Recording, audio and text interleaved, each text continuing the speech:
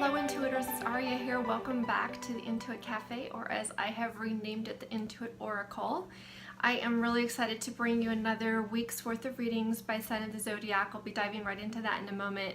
This will be the same introduction on every video, so if you watch or cross-watch for your moon or rising or Venus signs, or for maybe that partner's sign, you can go ahead and skip forward to the start of the reading.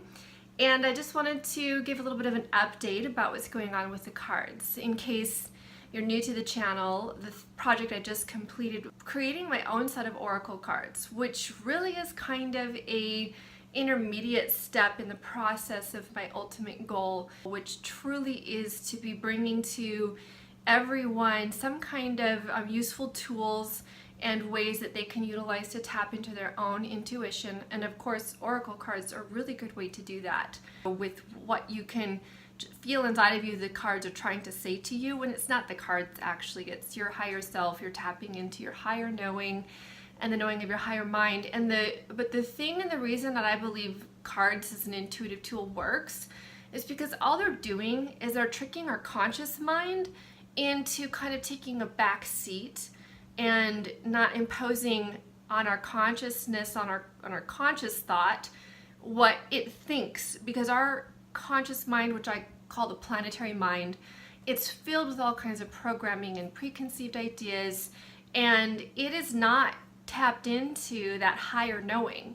And if we want to deliberately tap into our higher knowing, we have to transcend the planetary mind, the ego mind, whatever you want to call it. And the cards are a way of helping us do that, or any kind of intuitive tool actually is a way of helping us do that. And again, I've said this before, but I want to reiterate that I also believe that anyone who goes to YouTube and watches readers such as myself or other readers on YouTube, you're still actually tapping into your own intuitive knowing. And that's the reason that general readings actually work, is because for one, I do believe that energetically it's a very fluid way for the universe to interact with us and send us messages. So, you know, for example, we can be prompted in just some little voice or just urge that's like, you know, I just want to go on YouTube right now and check if, you know, readings. And you just happen to go to one person's reading, and maybe you watch your moon sign and you normally watch your sun sign. So like, you know, whatever, it doesn't matter. You're being guided along the way to see the reading that was really meant for you. And even when you're watching it, then you also are still picking and choosing the parts that resonate and the parts that don't. I always get better, more specific, and even greater detailed readings for people that I do individual readings for. It's always harder to read for ourselves than it is for someone else because of our planetary mind jumping in and wanting to say, no, that's not it, or even just not seeing things. Our planetary mind does get in the way. So ultimately, my goal is to create and develop and launch different intuitive tools. These cards are just a stepping stone.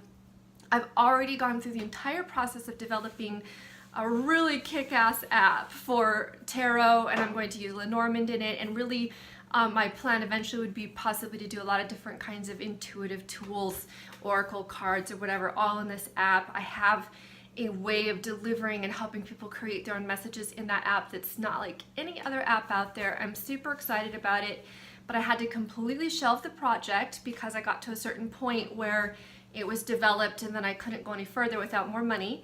And I was doing a channeling session with a very close friend of mine where we go in and we channel my higher self, and I'll ask the questions and then she receives the message from her. And again, I'm using her as a tool to kind of bypass my planetary mind that will block those messages from coming into me, which sometimes I do get messages and sometimes I feel like I'm not sure, you know, if I'm getting the right messages. Well, anyway, I asked, you know, how will I get the money to develop this app?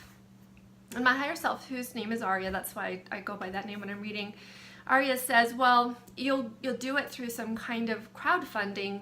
And I said, okay, so should I launch a Kickstarter, you know, to develop the app with the goal of raising money to develop the app? And she said, no, you'll come up with some other project that will be some other creative project that will raise the money for your app. And then I was like, oh, I wonder what that'll be. And then she goes, no, just stop. you're not going to like get there by trying to get there. If you try to think of a way to come up with this creative project, then it won't come to you like that. It'll just come to you. And the only hint she would give me was that I'll really enjoy doing it, and it utilizes my creative skills and abilities. And so I shelved that piece of information so completely that I had 100% forgotten about it. I didn't even think of it.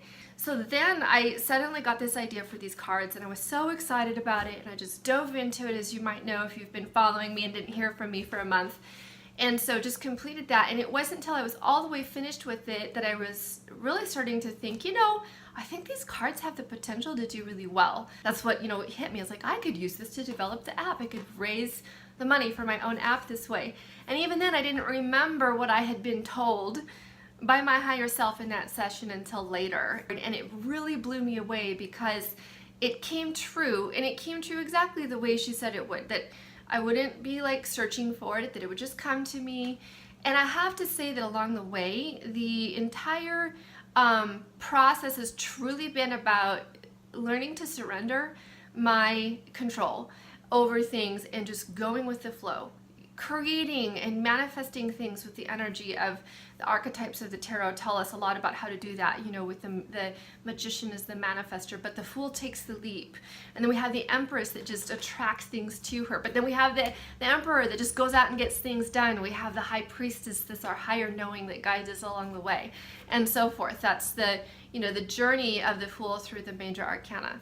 So that's really what this has been about. And when I'm going to continue to do readings on a weekly basis, because partly just as a gift to everybody who's following me already, and then I want to build a larger audience so that when I'm able to launch the app, we have a place to tell people about it. But in light of all of that, first of all, every one of you, I know you have your own journeys. You come to my channel for different reasons. I do think from the feedback I get that most people are on kind of like some kind of divine love journey, awakening process, where you really realize that you're here on the planet for doing something extraordinary. And something extraordinary might just be how you live your life, that you live your life with so much light and love, and you bring in like a higher way of living and being. But along the way, I think we all kind of have this urge and this desire to create and make something that's above and beyond where everybody's kind of been at on this planet for so long. We really are trying to, we're not just trying to, we really are creating the higher dimensional living, which is where we're all headed. We're all headed into a higher frequency, where we're tuned into, our consciousness is tuned into our true divinity and the power of who we are as human beings, what we can really do and what we can really accomplish.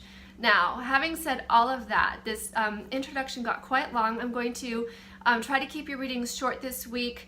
They're going to be just a quick look at the week ahead.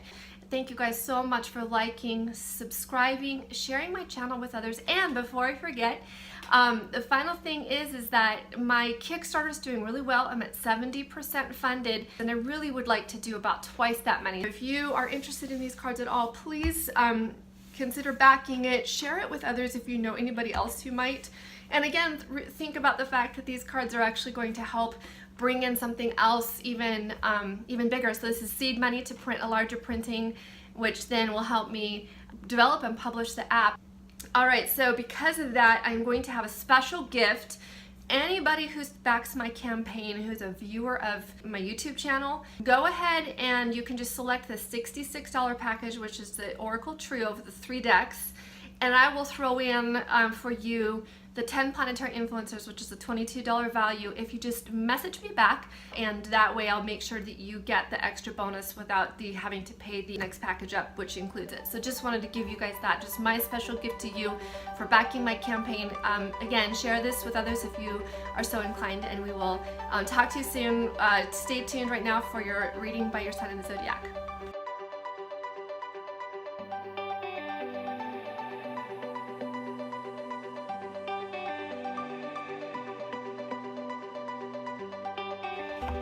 Hello, Sagittarius.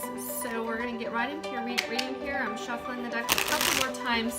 This is the nuanced Lenormand paired with the traditional picturesque that I created, so a total of 72 cards. And if you card reader, if you've never really done it before, I promise you that you will be able to get amazing messages out of these cards. You can trick your planetary ego mind into taking a back seat while you let spirit come through the words on the cards that are keywords that kind of get your mind going, the pictures, whatever it takes.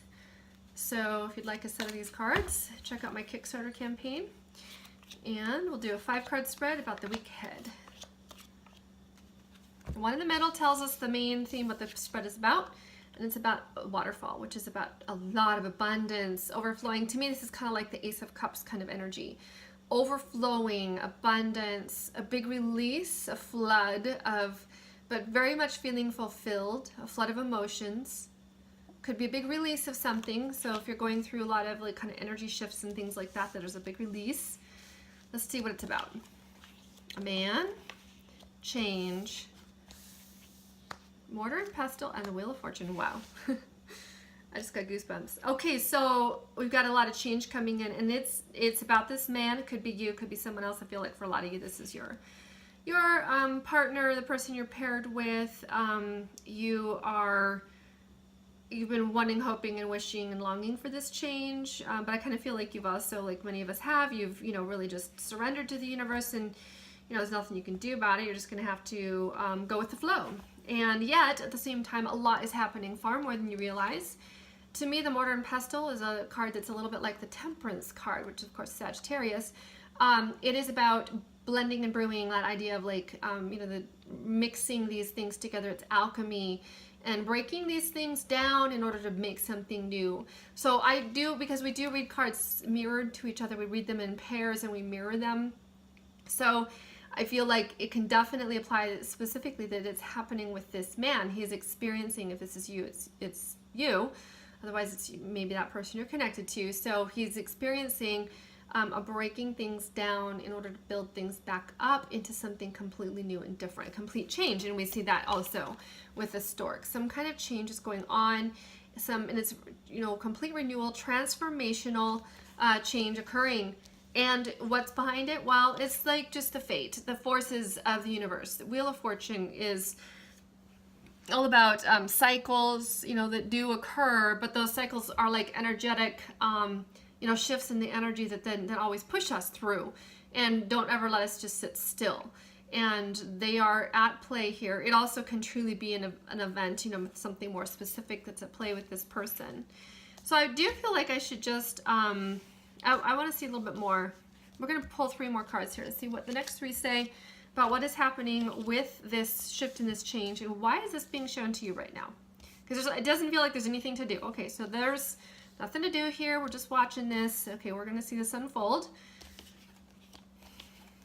Oh, nice. Okay, so we have 2 communication cards here. The letter, which is written communication, and can even be just documents, but I feel like we're talking about communication here, and some kind of bridge is going to be built. Communication, uniting, being united, even like, so the bridge, you think about it, it's uniting 2 completely separate areas, 2 ends, one side of the river with the other side, or whatever that is that's being crossed over.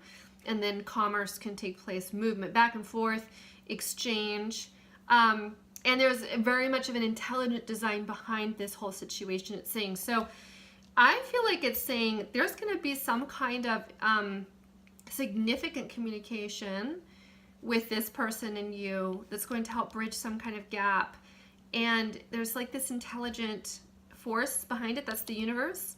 But the snowflake is just like, we're so carefully taking, we're so careful with this situation, we're bringing it about so carefully. Every detail is being orchestrated and designed. And again, I'm just feeling, this total change. I'm feeling more of this surrender. The waterfall to me is like a surrender card as well. And you just need to surrender to it. There's really nothing for you to do other than maybe just be encouraged to know that there's something. You're going to see some kind of shift. I haven't done this with any other reading. I'm doing it real quick. I'm feeling like asking a time frame of when you're going to see this. It's coming up for your next week. Why this reading is coming up right now. Are you going to see some kind of results for this soon? Okay, so we have the timing within 1 to 3 months. You're going to see some changes in the time of Cancer. So I'm feeling like things are moving right now. Like this is all about the change that's being brought up, because like later on when you see the results of that, then you're going to find out, yeah, something happened right around this time frame. So I do feel like that's the case.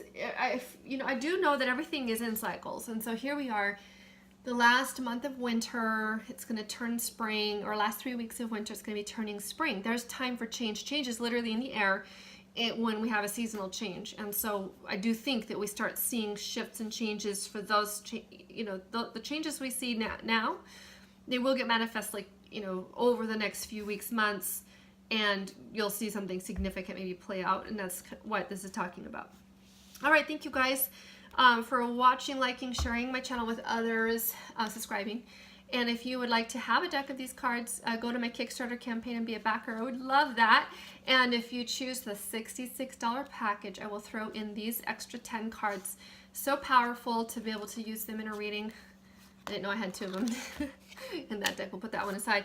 So we'll use them in a reading and do, kind of get some more expanded influence and energies. When you pair them with the signs of the zodiac, they actually do make the major arcana, which I think is really nice. So just all you have to do is message me and let me know you've backed my campaign and you're a viewer. We'll talk to you later. We'll see you next week. Thanks so much.